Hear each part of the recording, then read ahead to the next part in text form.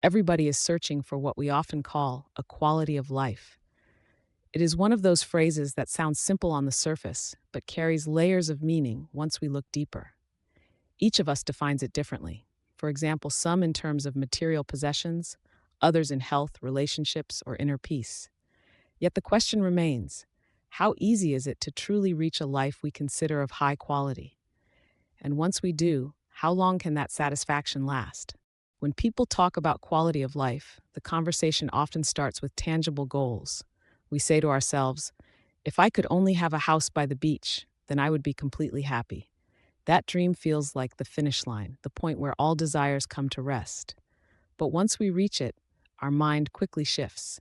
We begin to think, if I could only travel the world, then I would truly have everything I ever wanted. It becomes clear that satisfaction is not permanent. It is replaced almost immediately with a new craving. This cycle reveals a fundamental truth about human nature. We are rarely content with what we already have. This constant search for more can trap us in a loop of dissatisfaction. We spend so much of our time chasing the next dream that we lose the ability to appreciate the present. Instead of enjoying the beach house we once longed for, we are already planning the next acquisition. That longing keeps us emotionally restless, preventing us from ever truly experiencing contentment. As a result, what we label as quality of life begins to feel more like an unreachable ideal, something always just beyond our grasp. The consequences of this restless pursuit are profound. Life begins to slide through our hands like water, each moment slipping away while we wait for the next accomplishment or possession to deliver happiness. By the time we realize that happiness cannot be bought, much of life may have already passed us by. The tragedy is not that we fail to achieve our dreams, but that we fail to appreciate the blessings we already hold. One reason this dissatisfaction is so persistent is that markets and industries understand human psychology. Companies know that people are wired to want more, so they create endless opportunities to buy, upgrade, and replace. Advertisements constantly remind us of what we lack and present products as solutions to our supposed unhappiness. A car is no longer just transportation, it becomes a symbol of success.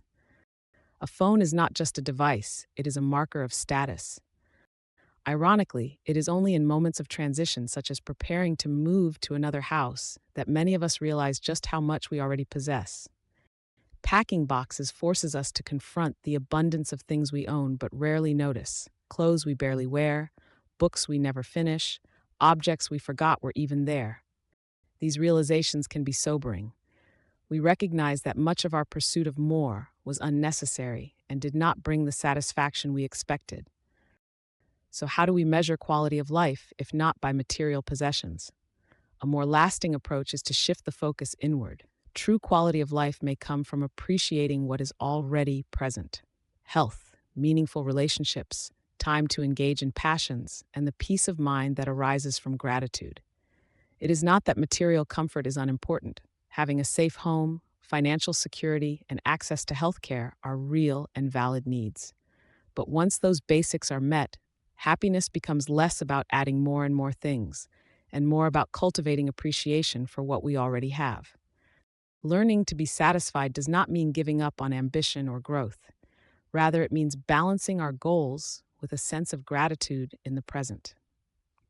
We can still dream of traveling the world, but we can also find joy in a walk through our local park. We can still work toward financial stability, but we can also pause to enjoy a meal shared with loved ones. By redefining quality of life in this way, we move away from a cycle of constant dissatisfaction and toward a life that feels richer and more meaningful.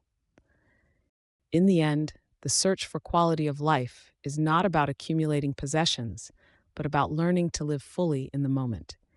It is about recognizing that happiness is not waiting at the end of some distant goal, but is available here and now if we are willing to see it. When we stop measuring our lives by what we lack and begin to appreciate what we already have, we discover that quality of life is not something to be chased, but it is something to be lived.